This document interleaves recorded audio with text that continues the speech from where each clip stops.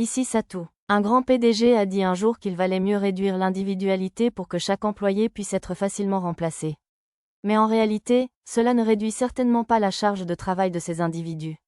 Allons-y, vite. Je me suis précipité dans la cathédrale sans attendre de réponse. Qu'y a-t-il, Tama, monsieur? Miaou. Je me suis retourné et j'ai vu Lisa soulever Tama, qui hésitait à entrer dans la cathédrale.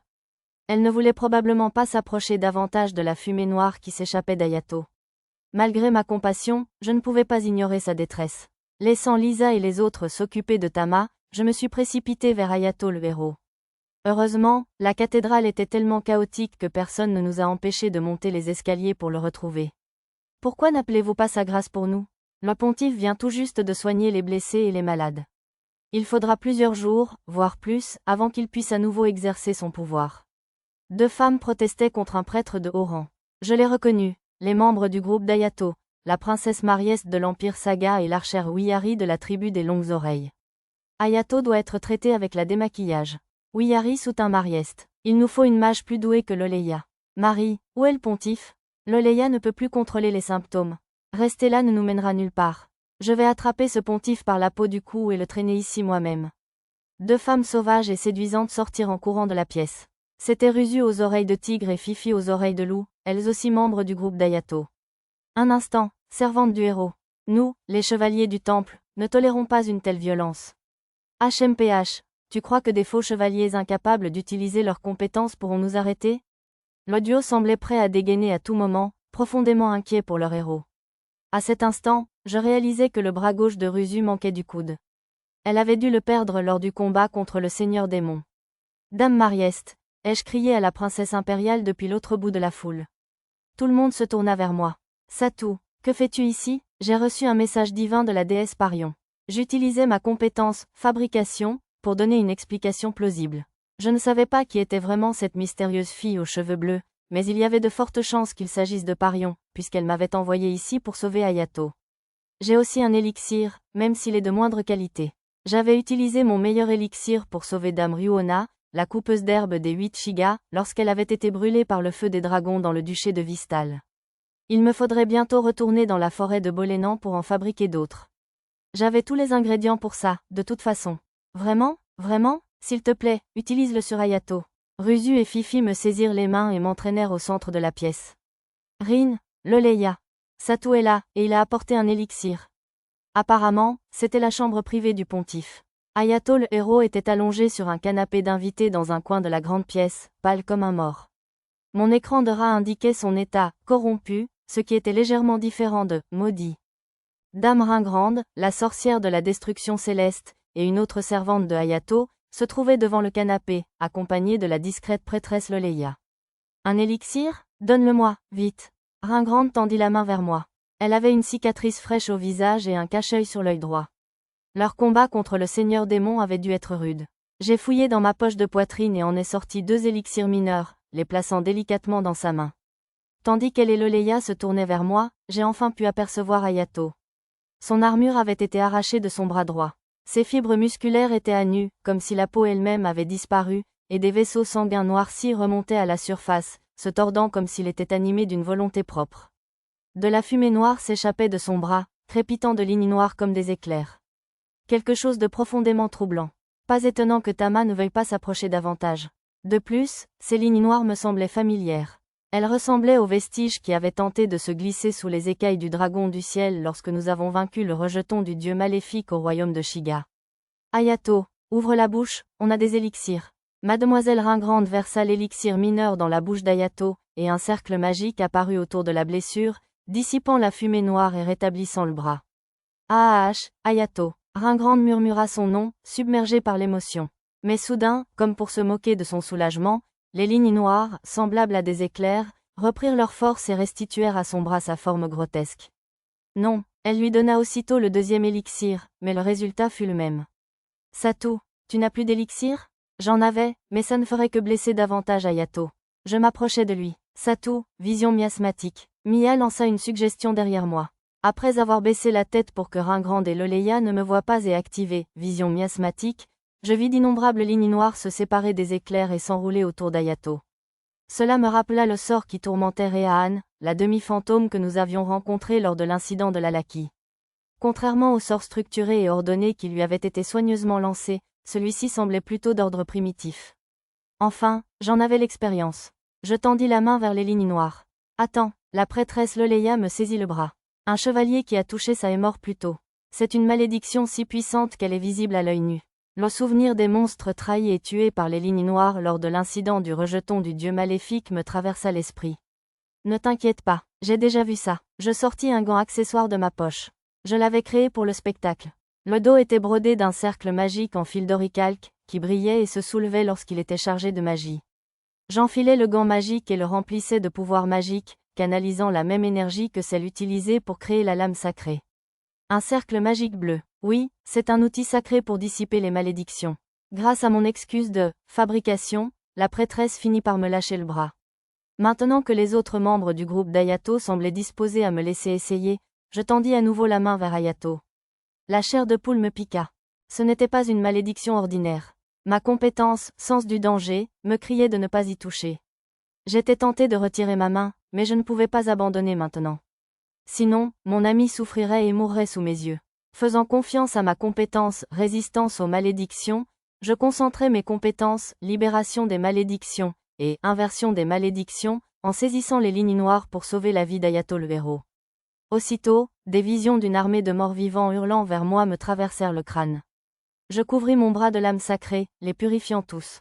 Mes doigts étaient glacés. La malédiction devait aussi commencer à s'attaquer à ma main, même si je ne la voyais pas à travers le gant. Je n'avais pas beaucoup de temps pour y parvenir. Avec l'aide de ma compétence « Libération des malédictions », je commençais à éloigner les lignes noires d'Ayato. La malédiction riposta, tentant de s'enraciner plus profondément dans le corps et l'esprit d'Ayato. G-A-A-H. Tandis qu'elle s'enfonçait en Ayato, la malédiction le tourmentait. J'utilisais ma compétence « Soin magique » pour envelopper les racines de la malédiction de mon propre pouvoir magique. L'expression d'Ayato s'apaisa légèrement et les cris cessèrent. Mais les racines de la malédiction devinrent des protubérances épineuses, se débattant pour percer la protection de ma magie. NNGHHHH. Ayato serra les dents, du sang coulant de ses lèvres. Ça ne pouvait plus durer. Comme auparavant, je transformais la magie entourant les racines de la malédiction en puissance sacrée. La couche de lame sacrée brûla les épines qui avaient poussé des racines, et elles commencèrent à se faner. C'est tout. Une par une, je détachais soigneusement chacune des racines qui s'enfonçaient dans le corps d'Ayato. Ah, les racines de la malédiction se débattirent une dernière fois désespérément. Ayato le héros poussa un cri, le sang jaillissant de son corps. Ringrande l'aspergea de potions magiques sans que j'aie besoin de dire un mot, et Loleya utilisa la magie sacrée qu'elle avait emmagasinée pour soigner ses blessures. Le miasme qui subsistait dans son corps semblait ralentir la guérison, atténuant l'effet de la magie sacrée. Pour m'en débarrasser, je libérai ma lumière spirituelle que je gardais habituellement en réserve. Comme personne dans cette nation ne possédait la compétence « vision spirituelle », je la mis à fond. Cela sembla fonctionner, la magie de guérison de Loleya commença à agir sérieusement. Et maintenant, reconnaissant de son aide, je me concentrais sur l'extraction de la racine principale du maléfice, qui enserrait le cœur d'Ayato. Les lignes noires se tordaient entre mes doigts. De toute évidence, les arracher complètement ne suffirait pas à les détruire. C'était un maléfice tenace. Je me concentrais sur le cœur du maléfice qui luttait encore dans ma main. La rosée de lumière spirituelle ne suffisait toujours pas. Les lignes noires s'étendaient comme un filet et tentaient de m'enlacer. Je défaisis ma cape et l'enroulai autour du paquet. Bien sûr, cela n'arrêterait en rien la forme immatérielle des lignes noires maudites. Mais ce n'était pas ce que je cherchais. Dès que la cape recouvrit les lignes noires, je sortis une lame divine dégainée de la réserve. Au moment où elle les toucha, les lignes noires sifflèrent comme des gouttes d'eau sur une poêle chaude et furent aspirées par la lame. Je remis rapidement la lame divine dans la réserve et laissai la cape tomber au sol. Puis j'essuyai la sueur qui perlait sur mon front et laissai échapper un soupir. C'est fini. Je hochai la tête vers Wiyari, l'air abasourdi. Il faudra attendre le diagnostic de Dame Loleya, mais je ne sens plus aucun mal venir de Sœur Ayato. Vu sa force, il se remettrait probablement bien assez vite de son état de faiblesse. Va le rejoindre. Je donnai une légère poussée à l'archer, et le reste du groupe de Ayato accourut à son tour. Je m'écartai du cercle qui l'entourait et vérifiai discrètement sous mon gant. Noir. Le bout de mes doigts était noirci jusqu'à la première articulation. Mon bras était devenu noir de la même manière après avoir arraché les fragments de l'engeance du dieu maléfique au dragon céleste.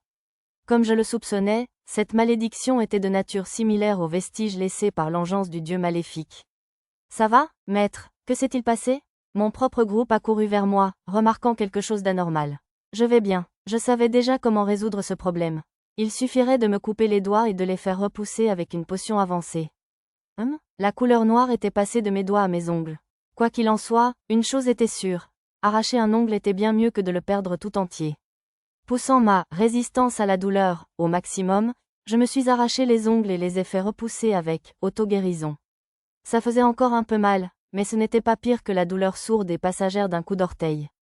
Personne ne s'en apercevrait. J'ai rangé les ongles tachés de ces maudites lignes noires dans le rangement et je suis retourné auprès du héros et de ses compagnons, avec mes amis.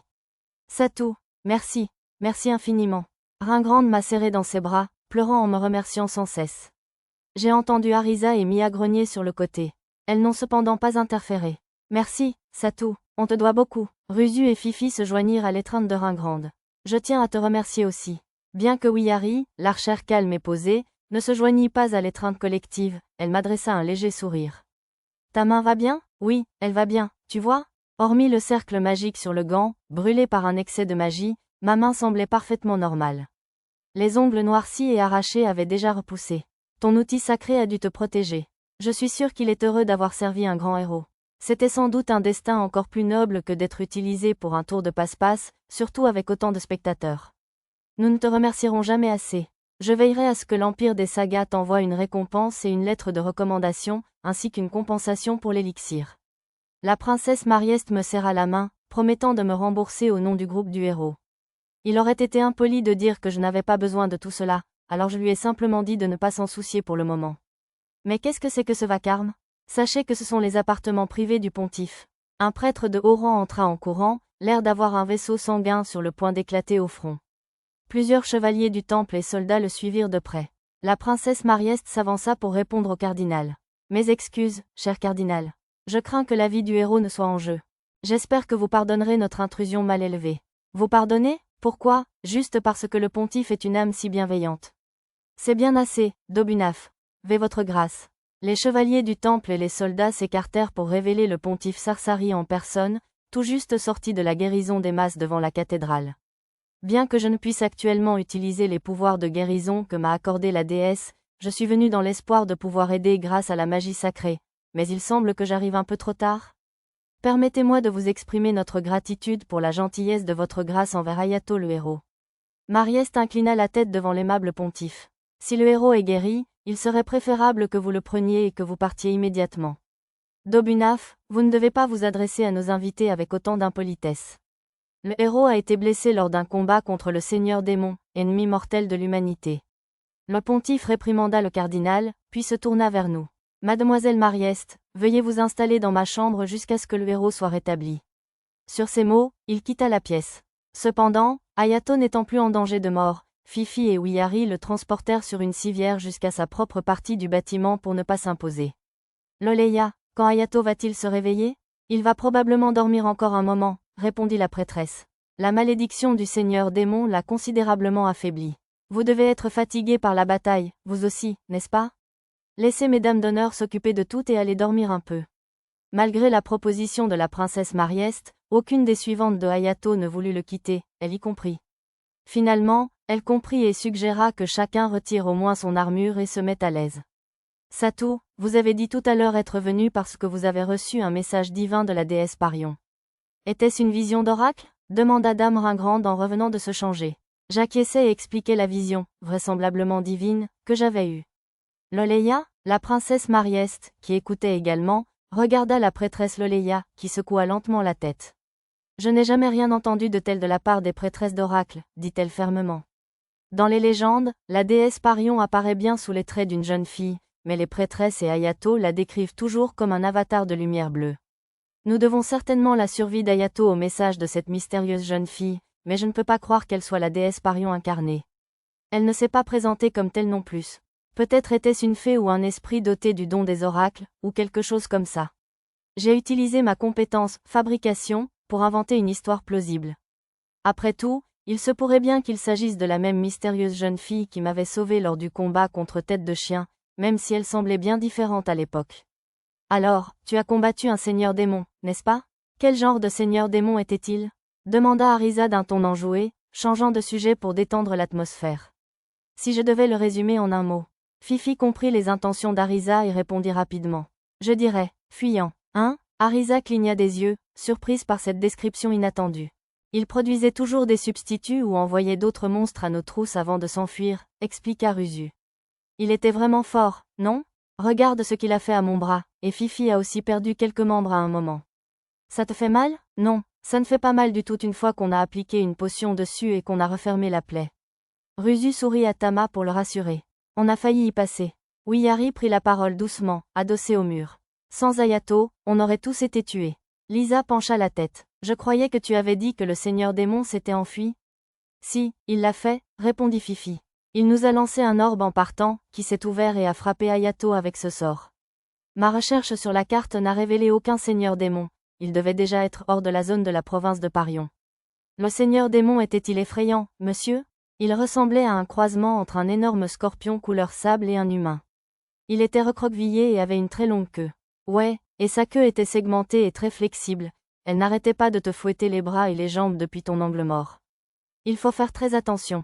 Rusu et Fifi ont parlé du seigneur démon à Pochi et Tama. Mon regard s'est arrêté sur le bras sectionné de Rusu tandis qu'elle faisait des gestes sauvages. Tu ne vas pas le faire repousser? Ai-je demandé. Même la magie supérieure de l'Oleya n'a pas pu le réparer. Il a dû être maudit quand le seigneur démon l'a arraché. Mon œil était pareil. J'aimerais bien voir si la lumière sacrée du pontife peut le guérir. Sinon, ce n'est pas grave. Ringrande toucha la cicatrice qui descendait derrière son cache-œil. Je me suis caché le visage et j'ai regardé avec vision miasmatique. L'œil de Ringrande et le bras de Rusu portaient encore des traces de miasme, qui s'estompaient sous mes yeux. Ma lumière spirituelle, encore active, devait les purifier. La malédiction s'est peut-être atténuée avec le temps. Essaie d'utiliser à nouveau des potions sur eux. Je leur ai donné à chacun quelques potions plus puissantes. Comme Rusu avait perdu un membre, je lui ai également donné une grande fiole de potions nutritionnelles concentrées. Sinon, elle serait temporairement affaiblie par l'effort de guérison. Ce sont des potions de soins avancés? On ne peut pas gâcher quelque chose d'aussi précieux sans même savoir si elles fonctionneront. Ne vous inquiétez pas, j'en ai encore au moins une douzaine. Allez-y, utilisez-les. Sur mon insistance, Ringrande et Rusu burent les potions. NNGH. Oh! Ringrande pressa une main contre son œil bandé, tandis que Rusu se laissa tomber sur le canapé et se tordait de douleur. Restaurer un membre ou un organe perdu est toujours douloureux. Il a repoussé. Mon bras a repoussé. Je vois. C'est encore un peu flou, mais je vois à nouveau. Oh, merci, Satou. Le duo souriant m'entoura de ses bras. Contrairement à leurs précédentes armures, cette fois, une douceur bienheureuse se pressait contre mon visage. Le paradis était peut-être plus proche que je ne le pensais. Coupable. Un peu de pudeur, s'il te plaît. Le duo habituel, au mur de fer, est arrivé à la vitesse de l'éclair. J'ai essayé de les calmer, même si j'avais l'impression d'avoir été chassé du paradis. Vous, petite crevette, vous êtes encore des femmes, hein? Je suis désolé, vous deux. Ne vous fâchez pas, promis, on n'essaiera pas de vous enlever Satou. Rusu a souri, tandis que mademoiselle Ringrande s'excusait auprès d'Arisa et Mia. Je me demande si je ne devrais pas me couper la jambe et la rattacher aussi. Ça me fait encore un peu mal. Regardant le bras restauré de Rusu, Fifi a fait une suggestion nonchalante, un peu douloureuse. Il a bougé un peu quand tu l'as rattaché la dernière fois? Non, ça a l'air bien, mais parfois, il devient juste un peu mou.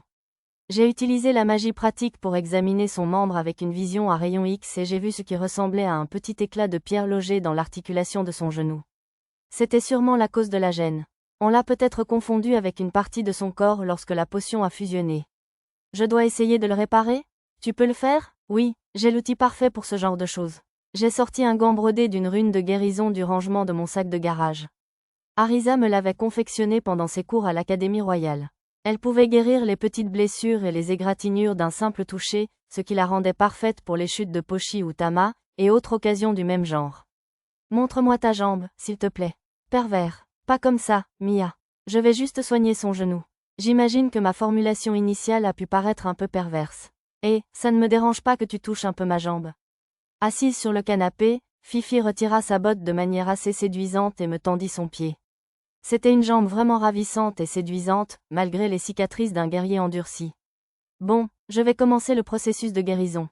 Essaie de te détendre, s'il te plaît. J'activais ma compétence, soin magique, et commençais à isoler le petit éclat de pierre qui s'était attaché à l'articulation du genou de Fifi. Une fois détaché, le reste fut simple. J'ai utilisé la main magique télékinétique pour saisir l'éclat et le ranger dans le stockage. C'est fait. Ça te fait du bien? Tu as déjà fini? Fifi se leva du canapé, plia et étira sa jambe à plusieurs reprises, puis essaya différentes postures de combat pour expérimenter. Zut, il est comme neuf. Tu es génial, Satou. Fifi me tapota le dos en me félicitant pour mon travail. C'était un peu douloureux. Après ça, j'ai dû soigner le coude de Wiyari et l'épaule de Loleya. Cette dernière était particulièrement difficile, car je devais éviter de laisser mon regard errer dans la vallée de la tentation. Tu poursuivras le Seigneur Démon une fois que Sœur Ayato se sera réveillée? On va plutôt devoir recommencer les recherches depuis le début. On dirait qu'un démon téléporteur aide ce salaud. Même un spécialiste de la magie spatiale de Saga Empire ne peut pas les traquer. La magie spatiale, murmura Arisa. Avez-vous une idée d'où il a pu aller? Demandai-je à Ruzu et Fifi. Probablement quelque part dans les antres du mal. Pour une raison que j'ignore, ce seigneur démon refuse de quitter la province de Parion. C'est la 3e fois qu'on le trouve. Les premières fois, il s'est enfui dès qu'on l'a aperçu. Hein? On l'a vu plus d'une fois, non? Les autres étaient tous des imposteurs, dit la princesse Marieste à Fifi. Je dirais qu'on en a vu 9. Ils ressemblent trait pour trait au seigneur démon, mais ce sont tous des démons mineurs ou intermédiaires fusionnés avec des soldats de la tempête de sable. Les soldats de la tempête de sable, c'est ces types à l'apparence sableuse, non? Demanda Arisa. Exactement pareil, répondit mademoiselle Ringrande. Même s'ils sont remarquablement faibles, ce sont quand même des rejetons du seigneur démon. Ils expliquèrent que les soldats de la tempête de sable avaient répandu la présence du seigneur démon dans les antres du mal, rendant difficile de localiser précisément la grotte où ils se trouvaient, même avec la magie du vent ou de l'espace. Ils durent donc affiner leurs recherches grâce à des techniques comme la divination et la mesure des miasmes, puis envoyer de nombreuses personnes pour les fouiller. Y a-t-il autant d'entrées différents? J'ai entendu dire qu'il y avait au moins 10 000 entrées différentes, et ce ne sont que celles que nous connaissons. Waouh! Pas étonnant qu'il y ait autant de petites zones vides sur la carte de la province de Parion. C'est énorme, ce ne peuvent pas tout être des lieux de pouvoir magique. Peut-être des ruines? Il y a longtemps, on raconte qu'il y avait un labyrinthe ici appelé la prison du dieu maléfique.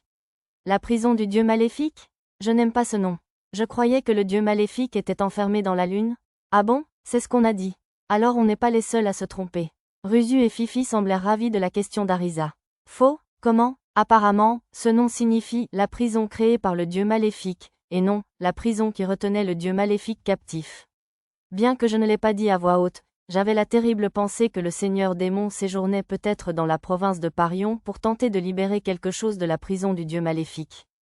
Que j'ai raison ou tort, j'espérais que nous n'aurions pas à affronter des ennemis plus redoutables que la progéniture du dieu maléfique. De nos jours, on évite d'invoquer le dieu maléfique en les appelant les antres du mal. Il semble qu'il y ait eu un labyrinthe ici il y a plus de 1000 ans. Les antres du mal sont ce qui reste de ce labyrinthe après sa chute. Je me souvenais de l'effondrement du labyrinthe du royaume de Kuvork après la destruction de son noyau. Si quelque chose de similaire s'était produit il y a plus de 1000 ans, il était logique que ce soit le résultat. Il y avait des entrées menant à ces antres du mal dans tout le royaume, dont beaucoup étaient reliées entre elles. Au total, cela formait une structure comprenant plus d'1 millier de zones différentes. Elles étaient de toutes formes et de toutes tailles, et le groupe avait rencontré le seigneur démon et ses imposteurs dans 5 des plus grandes. Seigneur Ayato, le héros va bien? Un chevalier en armure noire fit irruption dans la pièce. Mon écran de réalité augmentée indiquait qu'il était chevalier de l'Empire Saga. Sa moustache élégante lui allait à ravir. Seigneur Ryuken, le héros est sain et sauf. Il se repose, alors essayez de parler à voix basse, s'il vous plaît. La prêtresse gronda le chevalier en armure noire. Ah, mes excuses, je suis venu aussi vite qu'Arcadia pouvait me porter. Arcadia était apparemment le nom d'un dirigeable à grande vitesse de l'Empire Saga. Je ne pus m'empêcher d'imaginer une marque de crâne sur la proue, grâce à un célèbre vieil anime, même si c'était impossible. Et que font ces enfants dans la chambre du héros? Le chevalier noir nous regarda, sans s'adresser à personne en particulier. Satou a sauvé la vie d'Ayato. La sienne? Enchanté de vous rencontrer, seigneur chevalier. Je suis un vassal du comte Muno du royaume de Shiga. Le royaume de Shiga? Que nous veut quelqu'un du royaume fondé par ce héros traître? Le chevalier noir hurla pendant le reste de ma présentation. Attendez, héros traître, il devait s'agir du roi ancestral Yamato, alias Hikaru. Il était clair aussi que cet homme détestait le royaume de Shiga. Même si cela méritait de l'entendre insulter Hikaru, il était probablement inutile de discuter avec quelqu'un qui détestait tout ce qui avait trait à un royaume qu'il détestait irrationnellement. Se mettre en colère ne ferait que lui donner ce qu'il voulait. Il a reçu un message divin et est venu aider le héros. Que peut bien faire un gosse comme toi? Ça suffit, Ryuken. Mademoiselle Ringrande s'interposa entre le chevalier noir et moi. Bien sûr, J'avais oublié que tu étais Shigan, toi aussi. Et alors? Je suis peut-être la fille d'un duc du royaume de Shiga, mais ma loyauté va d'abord à Hayato le héros. Rin, comment vas-tu jouer les médiateurs si tu commences à chercher la bagarre?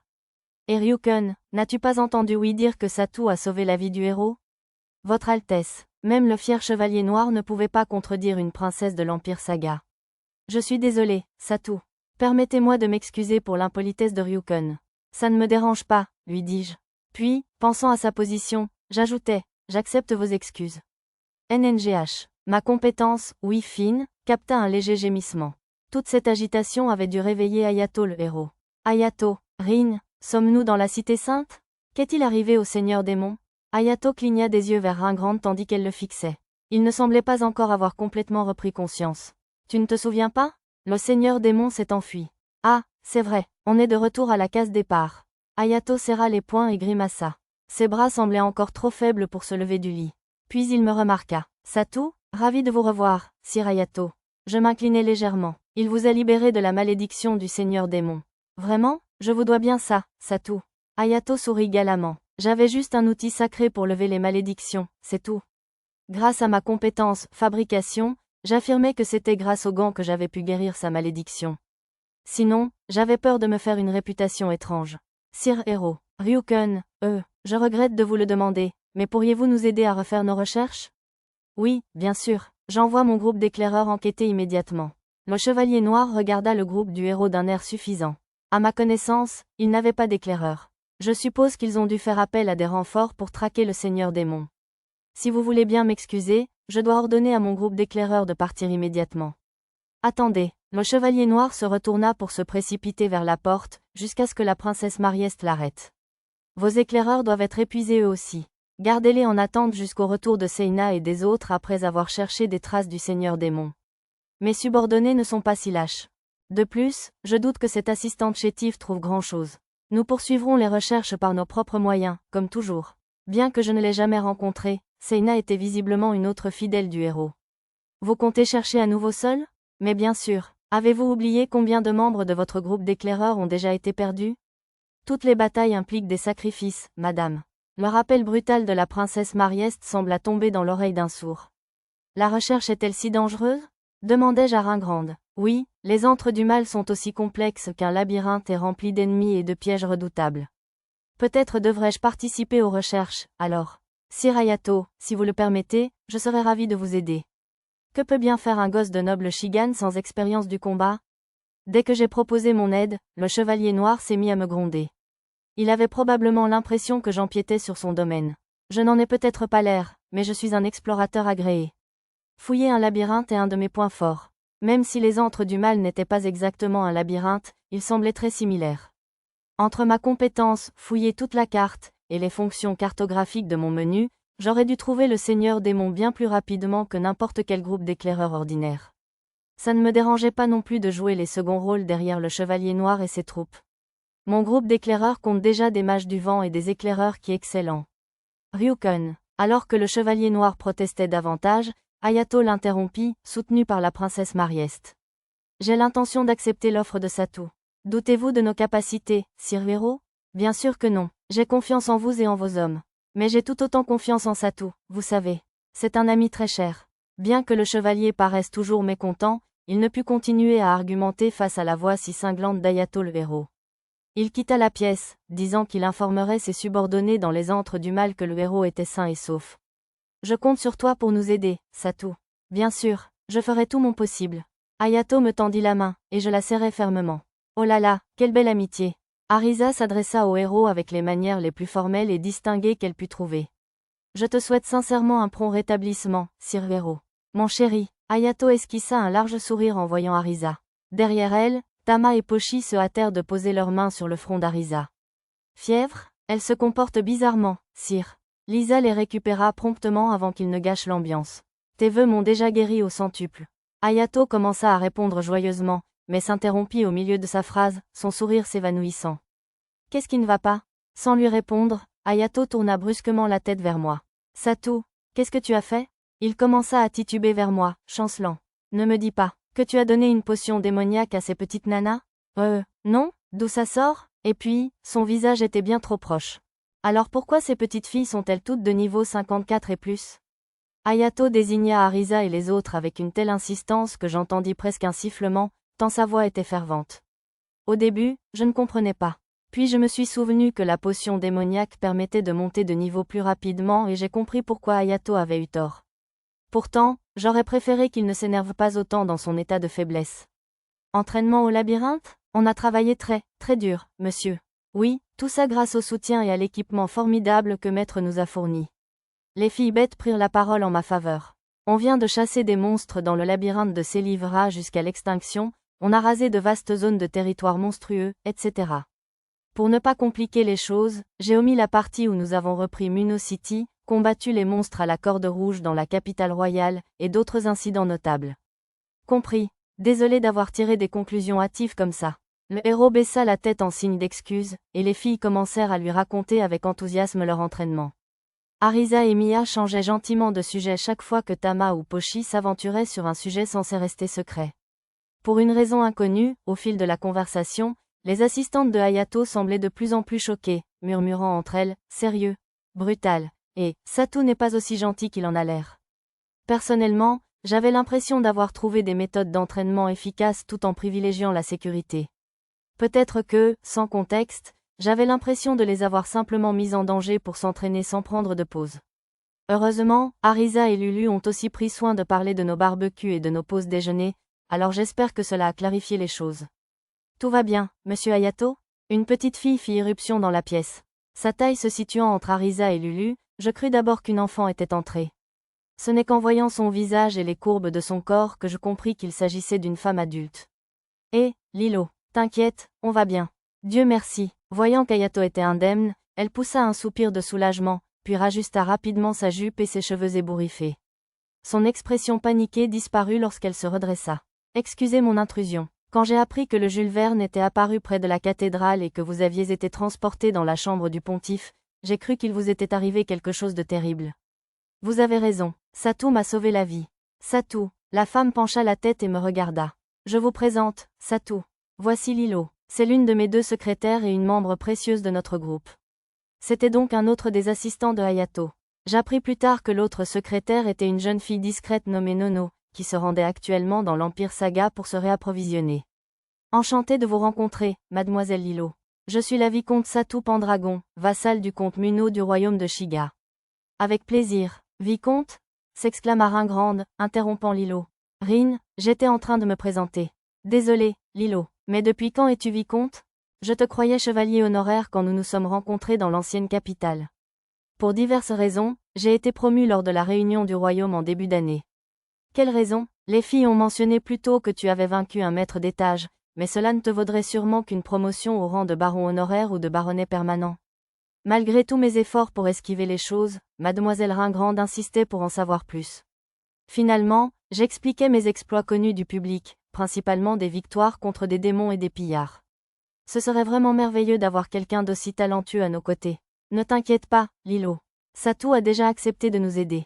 Hayato leva le pouce avec un sourire viril. Je ne devrais pas être surpris, sire Hayato. Vous avez un don incroyable pour les gens. Après cela, la secrétaire s'excusa. Je vais vous réserver des chambres. On verra les détails plus tard. Avant qu'elle ne revienne, un appareil magique dans un coin de la pièce se mit à sonner. Salut, ici Seina. Hayato va bien? Une voix féminine désinvolte, un peu enfantine, sortit de l'appareil. Ça devait être un téléphone. Ouais, je vais bien. Hayato, oh, bien. J'étais vraiment inquiet, tu sais. Plus importante encore, as-tu trouvé des indices? Non, pas de chance. On a cherché partout, mais on n'a trouvé aucune trace du Seigneur Démon. Maintenant, le groupe de reconnaissance dit qu'il se retire. Je suppose que je vais rentrer aussi. Compris, mais ne sois pas imprudent en sortant. Bien sûr. Le mot « imprudent » ne fait même pas partie de mon vocabulaire, tu sais. Ringrande m'a dit que Seina était un membre de leur groupe chargé des reconnaissances. Leur conversation touchait à sa fin lorsque Lilo est revenu et a recommandé à Hayato de dormir un peu, demandant au reste de son groupe de faire une pause également. Elle semblait être chargée de gérer le groupe des héros. Je lui ai posé des questions sur la situation de Raito, et elle a proposé de me présenter quelqu'un qui serait prêt à s'occuper de lui, expliquant qu'il existait de nombreux systèmes pour cela dans la Cité Sainte.